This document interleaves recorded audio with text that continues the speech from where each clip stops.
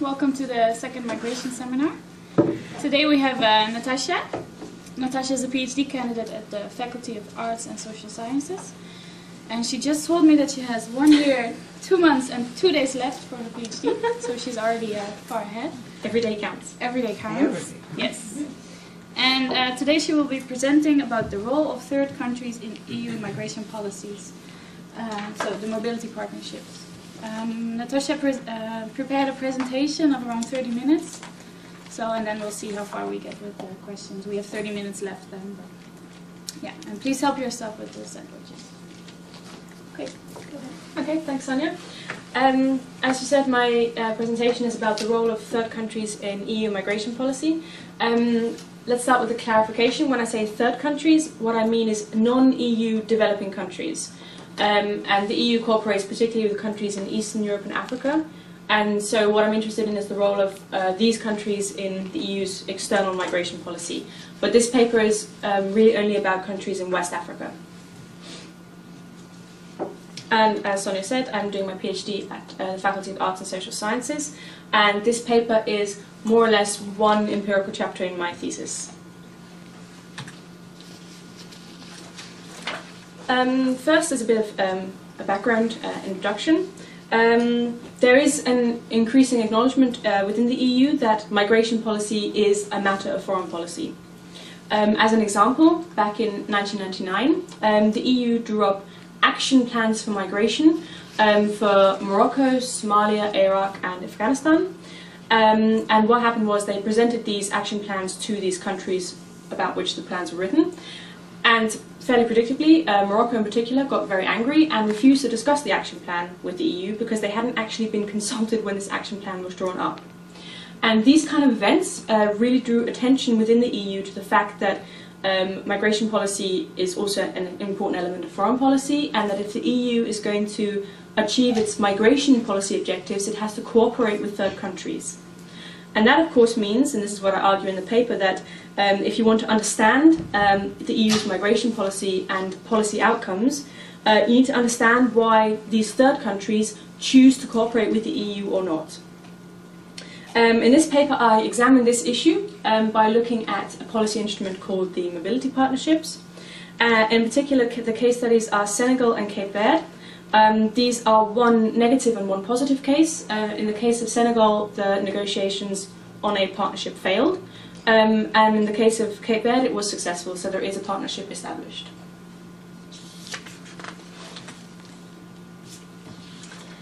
The mobility partnerships were introduced in 2007, and they're basically supposed to be a framework for migration relations between the EU and a third country. They're only available to third countries who agree to help the EU to prevent illegal migration, and in return the idea is that there will be more opportunities for that country's citizens to migrate legally to the EU. So it's a pretty transparent trade-off, cooperation on illegal migration in return for legal migration opportunities. So far, 3 mobility partnerships have been signed, the one with Cape Verde, and then one with Moldova and one with Georgia. The mobility partnerships take the form of a political declaration between the EU and the third country. And this political declaration states the intent of the EU and the third country to cooperate on migration issues, and very broadly the kind of topics to be covered, like migration development, remittances, this kind of thing. And then after this political declaration, in an annex, there is a list of proposed projects which the partners propose to implement under the mobility partnership. Projects can be proposed by EU member states, by the European Commission, or by the third country itself. And the idea is that these projects bring together different partners. And these projects then really form the substance of a mobility partnership. So you can think of the mobility partnership as an umbrella for all these different projects being implemented.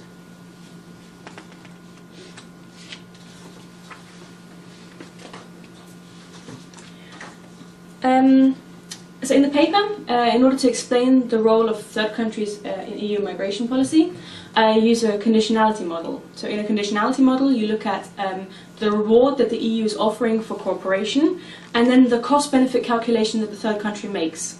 Basically, is it worth for the third country to take part in this cooperation or not? And I argue that third countries choose to cooperate with the EU if EU policy objectives are coherent with national policy objectives, and if the benefits of cooperation exceed the cost of cooperation. So the EU is offering some kind of reward for cooperation, but cooperation can also come with costs attached, and the question is, how does this cost-benefit balance weigh up? A little bit about the cases, and in particular how comparable they are. I argue in the paper that there are quite significant similarities between Senegal and Cape Verde in terms of the comparison. They're both part of the so-called Cotonou Agreement. This is the agreement between the EU and the African, Caribbean and Pacific countries, so the developing countries. And this Article 13 of this agreement deals with migration, so migration is already incorporated into this agreement. And under this agreement, their 5-year country strategy papers are drawn up for each country, and these also deal with migration. And for example, the country strategy papers for Senegal and Cape Verde show that remittances are important to both their economies. So remittances are estimated to be somewhere between 10 and 20% of Cape Verde's GDP and around 10% of Senegal's GDP. But at the same time, it's not a perfect comparison, and there are some important differences between Senegal and Cape Verde. Firstly, there is simply less emigration from Cape Verde than there is from Senegal. Emigration from Senegal became headline news somewhere around the mid-2000s with all these thousands of boat migrants trying to reach the Canary Islands, and often their boats were capsizing as well. So there is less emigration from Cape Verde, and also emigration from Senegal is much more visible and much more highly politicized. Cape Verde and Senegal also have very different economic and governance statuses. In economic terms, in 2010, Cape Verde's GDP per capita was twice that of Senegal's. And in governance terms, Cape Verde has been removed from the list of least developed countries. And there's generally acknowledgement that in West Africa, Cape Verde does pretty well in terms of things like corruption, and therefore there is an acknowledgement that Cape Verde is somehow a bit different from the other countries in West Africa.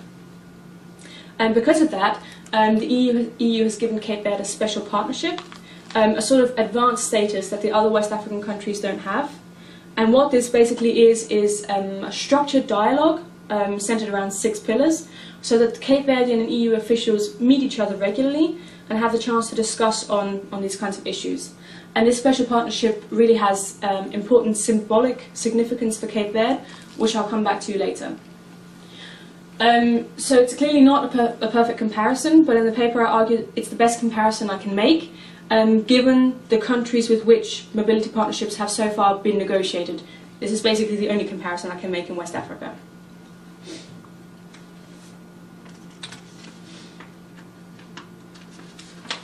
Okay, so the results section of the paper is basically looking at why Cape Verde and Senegal decided to cooperate or not to cooperate with the EU on the mobility partnership. Firstly, I look at how they became selected as a candidate country for a mobility partnership. In this, Cape Verde played a very active role. Cape Verde was actively requesting EU member states to suggest it to the European Commission as a potential candidate country. And in return, the EU selected Cape Verde because of this economic and governance status that Cape Verde has achieved. There's this image of Cape Verde as an easy country to cooperate with. And it was also important within the EU, because of internal EU politics, that there should be a balance between the East and the South in the external migration cooperation. And at the time that they were looking for a country in the South, Moldova had already been selected in the East. So it's important to have some balance, to select Moldova in the East and to select some country in the South. And Cape Verde, as an easy country to cooperate with, was then selected.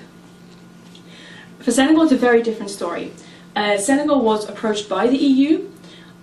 So-called council conclusions, which is the member states together in the council, decided that Senegal should be chosen, and so they asked the European Commission to open negotiations with Senegal before Senegal was actually consulted. And what happened was then the European Commission went to Senegal and said, okay, here's this idea, and the Senegalese government said, okay, yes, very, very interested, and that kept being the feedback, except nothing concrete was ever really said. So the Senegalese government, when they were asked specifically about it, said, yes, yes, very interested, but they never really responded to Commission requests, letters, phone calls, this kind of thing, and eventually the Commission just gave up.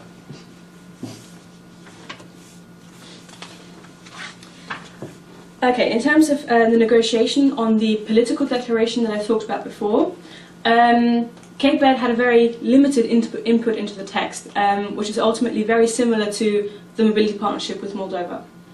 And Cape Verdean interviewees say that this is because of the difference in the size and the experience of the team of negotiators.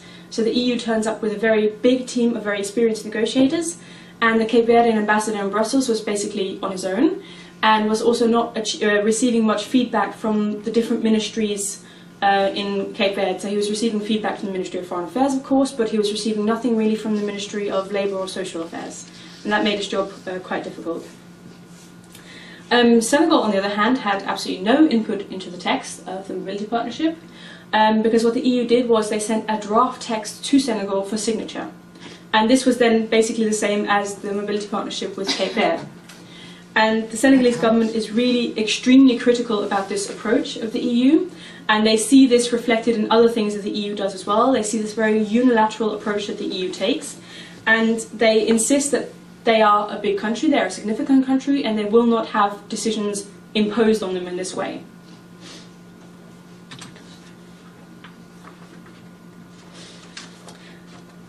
Okay, in terms of coherence between the mobility partnership and national policy objectives, I argue in the paper that there is coherence between the mobility partnership and Cape Verdean migration and foreign policy objectives. In terms of migration, for Cape Verde, migration is really a significant part of society. Cape Verde has a huge emigrant community, estimated somewhere between 600,000 and 1 million people, which for an island of 500,000 people is really a big community. At the same time, Cape Verde also increasingly faces illegal migration and transit migration at home. As a richer country, and also as a country positioned somewhat nearer the Canary Islands, it's becoming a hub both for migrants trying to set up in Cape Verde, but also for migrants trying to get further north to Europe. And so they saw the mobility partnership, which combines cooperation on both legal and illegal migration, as something that would fit very well with their migration policy needs. At the same time, in its foreign policy, Cape Verde seeks closer relations with the EU across any and all policy areas. So this is really a pillarstone of their foreign policy. They want to get closer to the EU, and anything that the EU suggests in terms of increased cooperation, Cape Verde will take. And that's also why the special partnership was so symbolically important for Cape Verde, because this is really what they try to achieve, a closer status with the EU. And so the mobility partnership was seen as another element of this special partnership, and something that they also wanted to take in order to have a structured, permanent dialogue with the EU on migration issues. For Senegal, it's a different story. In Senegal, illegal immigration is not a priority. Immigration in general is viewed positively, and if illegal migrants are discovered in Senegal, they're not automatically deported. So Senegal has a very different view of immigration, and it's particularly illegal immigration. Illegal immigration and international immigration are also not things that have really been on the radar of the government until recently. Every 10 years, the government produces a policy on population, including migration. And it's quite interesting that the 2002 document didn't make any mention of international migration at all, only internal migration. And the government says that this will change in 2012. The policy document will include international migration, but this shows that international migration has only really become on the radar in the past few years and wasn't there in 2002. Senegal is also very critical of the EU's selective immigration policies, which they basically see as trying to steal their best citizens away. And this is what they saw reflected in the mobility partnerships as well, more of this selective targeting the highly skilled, and that's also why they didn't want to take part. Okay, for both Cape Verde and Senegal, the cost of cooperation were very clearly a readmission agreement. Just to explain what a readmission agreement is, it's an agreement between two countries whereby they agree to take back their own citizens if they are illegally present on the territory of the other country. The thing is, EU readmission agreements go a step further, and they also require the other country to take back third country nationals and stateless persons if they transited through that country on their way to the EU. So this becomes quite a significant cost for third countries, because they risk having to take back not only their own, but also other nationals as well if they've gone through that country on the way to the EU. And both Cape Verde and Senegal say they are not prepared to accept the return of third country nationals. Cape Verde is a bit more nuanced. They have no problem with taking back their own nationals. They also have no problem taking back third country nationals who are legally and long-term resident in Cape Verde, but they will not accept responsibility for transit migrants. As one of my interviewees said, just because some guy has a piece of paper that shows he bought gas in Praia, that doesn't mean that Cape Verde is responsible for him if he's then found somewhere in the EU. I think it's only now becoming clear to the Cape Verdean government that this readmission issue is really at the heart of the mobility partnership. I think in the beginning they didn't realise that they would be so pushed to accept it, and now they're under really huge pressure from the EU to sign this readmission agreement because they agreed to the mobility partnership. Senegal also will not take back third country nationals and complains that this is what the EU really focuses on. It focuses on return migration at the expense of other aspects of migration policy. And the Senegalese government is also in a difficult position because there's also public opposition to readmission agreements in Senegal. In 2003, the Senegalese government signed a readmission agreement with Switzerland, but there was so much opposition that the Senegalese parliament refused to ratify it in the end.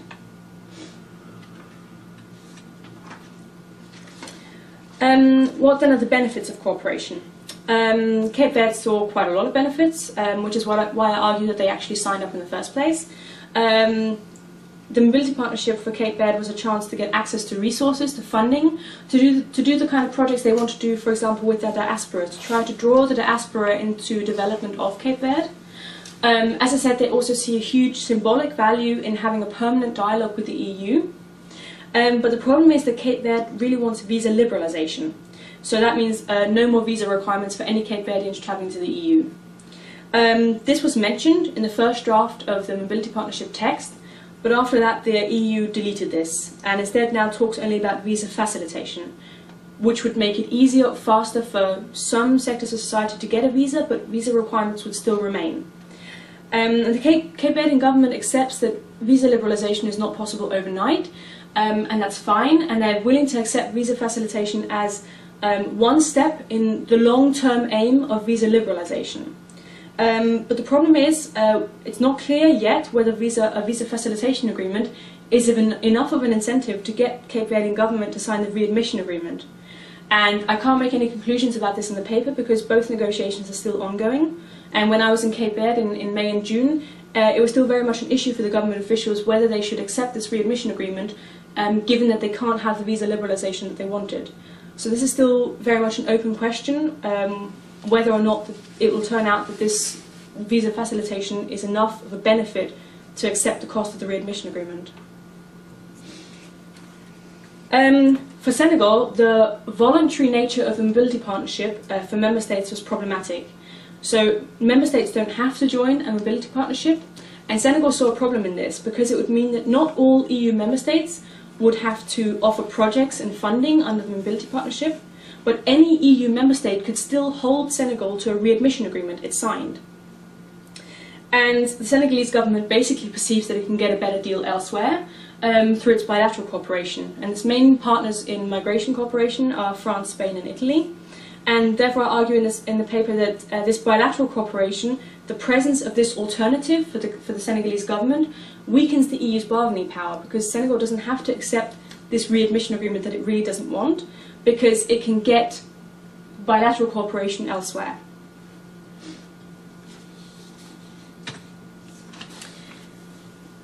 Okay, so the main conclusion in the paper is that the different outcomes in the cases that I look at can be explained by the coherence between EU and national policy objectives and the costs versus benefits of the cooperation. For Cape Verde, the mobility partnership was coherent with the government's migration and foreign policy objectives, but as I said, it's not clear whether the EU's bargaining power through the visa facilitation agreement is high enough to offset the cost of the readmission agreement. For Senegal, the mobility partnership and actually the entire EU approach to migration is incoherent with government objectives, and the EU had low bargaining power because of the availability of alternatives through bilateral cooperation. This is quite significant policy relevance. This tool of mobility partnerships is going to become used more often The EU states this is the most important tool and the main framework for migration relations with third countries, and the European Commission wants to use it more often. The European Commission has been negotiating with Ghana since spring last year, but these negotiations now seem to have stalled, much in the same way as with Senegal. And as far as I know, the Commission is not really aware why this has happened, although some member states seem to have an idea that it's probably along the same lines as with Senegal, that they don't want a readmission agreement, and they're worried they're basically being strong-armed into signing a readmission agreement. So that's now at the moment stalled. And the Commission has recently said that it wants to offer mobility partnerships to Egypt, Morocco and Tunisia as well. So this policy tool is being used more and more, and so I think it's important to understand why third countries would choose to sign up or not. And really the main conclusion is that third countries are actors in EU migration policy. They're not merely passive recipients of EU policy proposals. And academic work needs to consider the decision-making process in and the preferences of these third countries in order to understand EU migration policy outcomes. Okay, that's it. Thank you.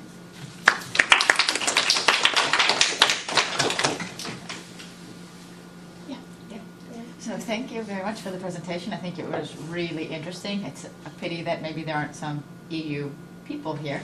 But I was actually wondering about a couple of things for the future.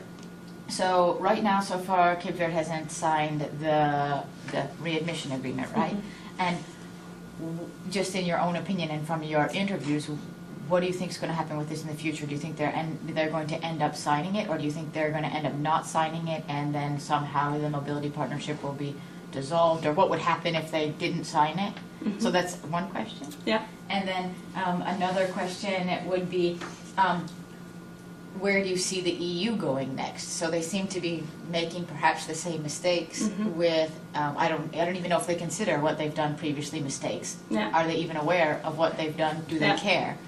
And do you think that they will be learning from their previous mishaps, let's say? Yeah. And where do you see them going in the future?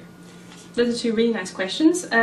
Firstly, with Cape Verde, I don't know. I have a suspicion they'll end up signing. I, of course, don't know for sure. They were really quite outraged about the readmission agreement when I was there, but I still think that the whole relationship with the EU is too important to their foreign policy and their whole way of seeing themselves to let it slide over a readmission agreement. They really see themselves as a bridge between Europe and Africa, as not African, also not European, something in between, and so it's not enough for them just to have the cooperation through ECOWAS, for example. They need this cooperation with the EU as well. And I think ultimately perhaps the EU will have to come up with some other incentives. Perhaps there will have to be some mention within the special partnership of visa liberalisation as a long-term aim, so that it is on paper somewhere that Cape Verde is working towards visa liberalisation, but I think they're going to end up signing. But the jury's still out, we'll see. And it's very interesting that you ask about Senegal and about whether they learn from their mistakes. And that's actually one of the things that got me interested in this comparison, because when I was starting the PhD I was wondering between Senegal, Cape Verde, Moldova and Georgia which cases to look at. And I thought that actually the failed case of Senegal would be quite interesting to examine, because what I was being told in Brussels, in the Commission, was that we don't really know why it failed. We suspect that it's because Senegal is badly organised, that no one ministry is in charge of migration policy, and therefore they don't really know what they want. And that's why they can't respond to our offer, because no one knows who's supposed to respond to what we're saying. Some people also did say, we suspect, however, because they are capable of cooperating on migration issues with France, Spain and Italy, that there might be something wrong, they just don't want to cooperate with us. But it seemed like there hadn't really been any kind of reflection about this. And to be honest, I don't understand where the EU delegation in Dakar was and what they were thinking or communicating to Brussels. I don't understand. But it seems like in the case of Senegal, there wasn't really any reflection on what it was that went wrong. So far, I haven't looked into the negotiations with Ghana, I have to say. But it also seems like there's not that much real evidence of what it is that went wrong. There is some guessing. The Commission is not really sure, and some member states, as I said, they think that it's because Ghana has a feeling it's being forced into a readmission agreement. But it's not really clear. And I think now that they want to start negotiating also with Egypt, Morocco and Tunisia, the EU has had a very hard time on a readmission agreement with Morocco. So it's not really clear how they think that this perhaps is going to be made easier through a mobility partnership. But I think there's a real need for the Commission especially to sit down and to find out why it is that things go well and why not. I said this is a quite new policy instrument. It was introduced in 2007. But there have now been these 3 partnerships. So Cape Verde and Moldova signed in 2008 and Georgia signed in 2009. So we are coming up to 2 years that at least 3 partnerships have been in place. And I do think it's time for some kind of evaluation to try to work out when things go well and when they don't. But whether it's going to happen or not is a whole different matter. And something else that I forgot to say at the beginning of the paper, which I should have made clear, is that this is all based on interviews that I've done in Brussels and in the third countries concerned as well, just so you know where the information came from. Yeah. You said in your first slide directly that migration is a part of external policy. And I think, is there any reflection in Brussels that there are other players now on the African continent, much more important perhaps players, who give different conditions, like China, for example, in investments? So could it be that for Senegal, and perhaps even more for Ghana, it becomes less interesting actually to negotiate anything with the EU, as long as the EU has a very type of negotiating? While for Cape Verde that might be different, because I don't see China yet investing in Cape Verde.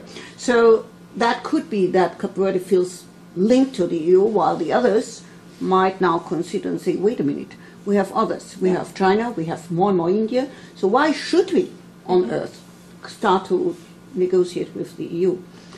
My other issue is, in how far is this mobility partnership with Morocco and Tunisia in linkage with the old association agreement which exists with Morocco and Tunisia, which gives much more rights? So is there, it's also different DGs, I think. I think the honest answer to both questions is sort of hesitant. I'm not really sure, because how far are these mobility partnerships going to be linked to the association agreements? As far as I know, negotiations on the mobility partnerships with Morocco and Tunisia haven't started yet. Okay. But that's something that remains to be seen. It states that the mobility partnerships, so in the original communication which launched this policy tool, it states that they should be coherent with the other instruments that the EU is using in a country. So there are various instruments, like Hildegard mentioned, the association agreements. So there is an expectation that it should be coherent, but I'm not sure what that's going to look like in practice. That's an excellent question. And also in terms of other actors, that's a really interesting comment as well. I didn't consider any non-EU actors, but perhaps I should also look at it. The only thing I considered for Senegal in particular is the bilateral cooperation with EU member states, which also weakens the EU. But you're absolutely right that the availability of other alternatives as well is quite a... Yes, because I know it from the investment agreements that the EU always made a big human rights clause. Huh? Yeah. The Chinese don't. Huh? So why going in all these human rights clause negotiations if there's another actor who might not ask even about human rights, might even say, oh, no, we don't talk about human rights anyway. Yeah. So it could be. Huh? And the EU has this idea of trying to get readmission clauses into as many agreements as possible. Yeah. So why indeed accept some agreement which has nothing to do with migration but has a readmission clause if you can get the same agreement somewhere else with no readmission clause? Yeah. Yeah. I think you really want to ask the question. So maybe just 2 more things. I'm actually wondering, and how far, maybe in your PhD more generally, you will go into this, but I mean, of course, it seems here that the real sticking point is this readmission agreement or not, and the countries with which the agreement has already been signed, it's either not very important for, or like let's say Georgia, because what third country? I mean, who's transiting through Georgia to get to Europe, and Moldova signed it because they want their people sent back. Yeah. I mean, that was one of the main reasons, because everyone was outside of the country and they were really hoping that this would induce people to have to come home, which is extremely different than with any other country. So I think that's, or with many other countries. So I think that's actually a really important key point as to why a third country would actually sign up or not.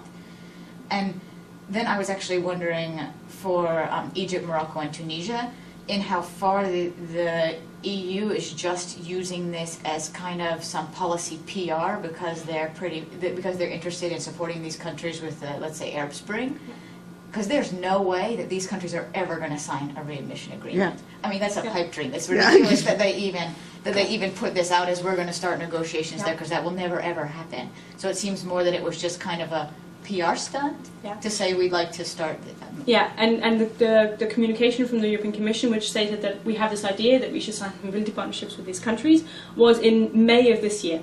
So I think that's a reasonable assumption that there's this feeling we need to foster these new democracies or any kind of democratic reform we see, and we need to give them something. And they've already done this once with Georgia. So the Georgian Mobility Partnership was basically suggested on the heels of the Russian-Georgia War in 2008. There was this feeling we need to give Georgia something, anything, to show them our support. Let's give them a mobility partnership. And that's basically how that mobility partnership came about. So I think it's very much a danger that these are just PR stunts, and the question then is, are they worth anything? Firstly, is a mobility partnership which is offered and signed on a basis that has nothing to do with migration really worth anything? And is it worth anything to offer something as a PR stunt if you then run into trouble actually negotiating it and getting the readmission agreement signed? So the question is, in the long term, what does this mean for the mobility partnership instrument as a whole? I'm not really sure. And regarding readmission agreements, that's also a good point, as in the distinction between countries of origin and transit countries. Because of this clause with third country nationals and stateless persons, countries of origin, particularly ones that want their people back, not so much a problem, but countries of transit will have a real problem signing these readmission agreements, because they're going to have to take responsibility, for a lot more people. Of course, all those countries. Yeah. So yeah, you're completely right. There's a question here. Yeah.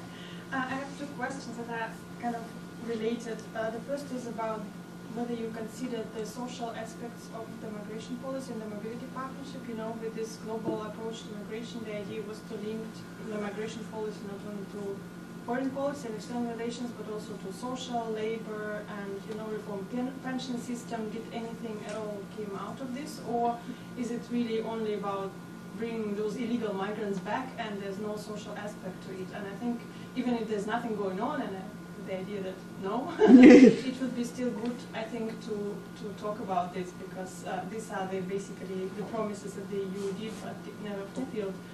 And the second question, it's what Melissa said about Moldova, because I did also research on EU-Moldova migration policy and stuff, and this was really shocking, when they was about to sign this readmission thing, and Moldova was like, maybe we'll sign it. It's really, I think it's important to also consider the social costs and benefits, not only economic ones, because, you know, they had not only that people were not there, but also there's a problem of family disintegration when children, you know, never see their parents ever, and then they are traumatized. So it has really long-term consequences for the economy and social life of society. So I think maybe it would be interesting to also, on the cost-benefit plate, put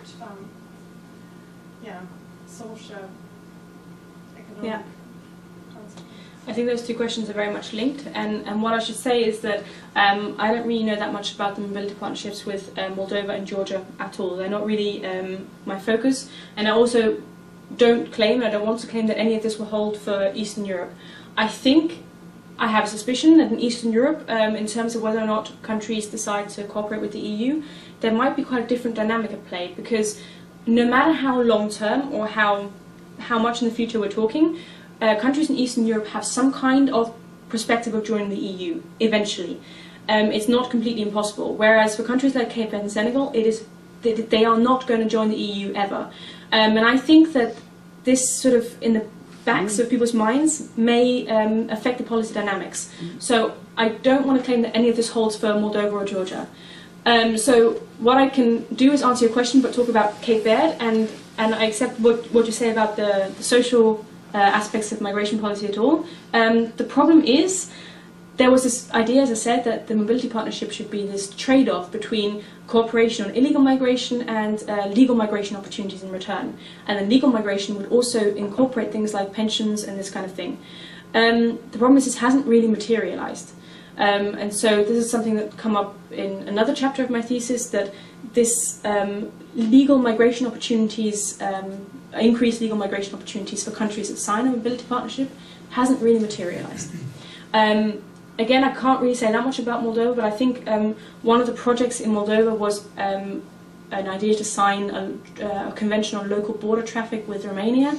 And there was one suggestion to sign a pensions agreement with another EU member state, but this is really the extent of this social labour migration aspect in the mobility partnerships. It's not really there.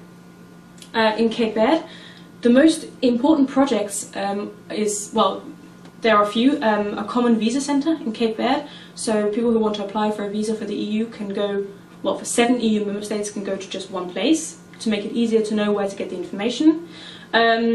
There is a migration information centre, so migrants wanting to go to the EU can get information on social aspects as well. What's social security like in the EU? How can you get housing? What kind of things should you consider when you look for a job? These kind of things. But this, I would argue, is not very concrete. Let's put it like that. So I think your point is a very good one about the social aspects, and I think it's very much neglected.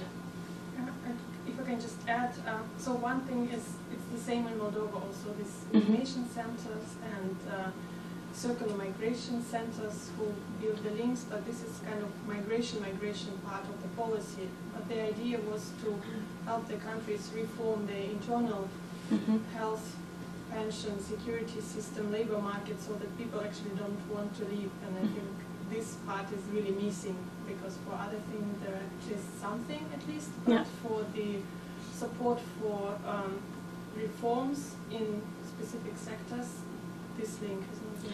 And it's the same in Cape Verde as well. So there has been a study under the Mobility Partnership to help Cape Verde to try to determine how to write a national migration policy, what is the migration situation in Cape Verde, what do they need, and to try to help them to build a migration policy from that. But as far as I know, there's nothing about reforming other policy areas. Other questions? I'm just curious about one point about the transit countries, that it's not that they're only responsible for their own people, but also for people that go through the countries. I mean, the EU is quite arrogant at this point, and you kind of made clear that the EU doesn't really care about justifying some of their things. They just impose their contracts upon the countries. But do they at least try to somehow justify why they want these, why they want the countries to take back not only their own people, but also transit people? That's an excellent question. I think in general there's this discourse within, from the EU towards third countries of migration management, of responsibility for migration, but I'm not actually sure to what extent or how they try to justify including third country nationals in these readmission agreements, because this is really a contentious point. So I'm not sure. But as I say, the general discourse is take responsibility for migration, improve border controls, this kind of thing, encouraging third countries to have a better migration management system, as they say. But I'm not sure how they justify including third country nationals in the agreements. So they indeed just impose it and don't explain? Well, I mean, the third country, for a readmission agreement, the third country still has to actually sign it. So you can't impose something that the other country has to sign. But it is not up for discussion to take this clause out, because that's what Cape Verde wanted. We will sign a readmission agreement if you take this clause about third country nationals out. This is not up for negotiation. EU readmission agreements standard have this third country national clause included. There is some discussion within the EU, because the European Commission has pointed out because the European Commission is responsible for negotiating these agreements, it makes their life very, very difficult, because the third countries don't want this. So the Commission actually would like the member states to tone down this requirement, or to be a bit more flexible in some cases, either take the clause out or really be prepared to offer other more significant incentives for leaving the clause in, because the Commission really gets into some tricky situations with third countries who do not want this clause. But so far there's very little flexibility. This clause is standard. That's the way it is. Other questions? We have some time left. Well, maybe just one little thing, like, what is your personal opinion? Do you think it would be better for the European Union to really sign this contract in order to avoid illegal immigration, or do you think it's more favorable for the EU and for the countries to not sign these and just leave the situation as it is? Like, do you think it would be actually a good approach to really sign these contracts and have a mobility? It depends from which point you're looking. I mean, if you're looking from a human rights perspective or if you're looking from a achieving your policy objectives perspective, the answer is very different. I mean, the EU wants to prevent illegal migration, and yeah, sure, if you want to be able to send people back once you find them easily, then a readmission agreement is probably the right way to go about it. There's also a danger of sending migrants back to some countries where they're not in a very secure situation, where their rights and the standards in which they're kept when they arrive back can't be guaranteed. So from a human rights perspective, the answer would probably be no. But it really depends on from whose point of view are you asking and from what perspective is it that you're asking. Maybe you can say something about actually what's the current status quo. So for instance, right now when a European country finds someone from Cape Verde who's undocumented in their country, what happens? Okay, so Cape Verde has, this is a question because Cape Verde has readmission agreements with some countries, among others Portugal, also France and Spain, I think. But these national agreements, to my knowledge, don't cover third country nationals. So if you find someone from Cape Verde, you can prove they're Cape Verdean. If there is a readmission agreement in place, that's fine, the person gets sent back. But it's really this issue of third country nationals. So right now, it's not enough to prove that someone transited through Cape Verde to send them back to Cape Verde. Yeah, but as far as I understood, let's say a European country doesn't need an origin country to say, okay, we'll take someone back. I mean, they can just put them on a plane and send them back, and then it's that country's problem when they arrive at the doorstep, basically. And I mean, the EU does this now. I mean, member states do this now, so I don't even understand why make an official agreement saying you'll take back your people, because either way, the member states are going to send them back. And what, you're going to just feel good about it when you do it? I just don't understand the extra benefit. But I also don't know, because in the situation of Cape Verde, to my knowledge, the EU is not just putting people on planes and sending them back right now, unless they are Cape Verdean. And Yeah, so No, Cape Verdean you can send back, Yeah, but you exactly. cannot send back Senegalese to Cape no, Verde. yeah, but Yeah. still, I mean, to have an official agreement in which we say, great, Okay. we'll take back our own people. The thing I is, mean, why do you well, the need thing is, that? the agreements, generally in international law, there is an obligation that a country should take back their own people. The readmission agreements, even the ones that cover only your own nationals, they lay down what kind of proof, for example, do you need to show that this person is Cape Verdean. So then, say, actually, this is an example from Senegal instead. Senegal has also an agreement with, France has an agreement with Senegal to send Senegalese back. But what France experiences is that despite the fact we have this agreement laying down under these and these conditions, someone will be considered Senegalese, because often these people have no papers. But often the Senegalese embassy in Paris really drags its feet, like, no, we're not really sure, this person could also be from Mali. And they really drag their feet on proving, like, what constitutes proof that this person is Senegalese. And so that's what a readmission agreement tries to set up. Under what conditions do we consider this person to be from your country? Or under what conditions do we consider this person has transited through your country? And that's where the Cape Verdeans don't want someone with a receipt from prior to be enough proof that this person should then be sent back to Cape Verde. It has to be for them a bit more substantial, a longer term stay. And that's the kind of thing a readmission agreement does.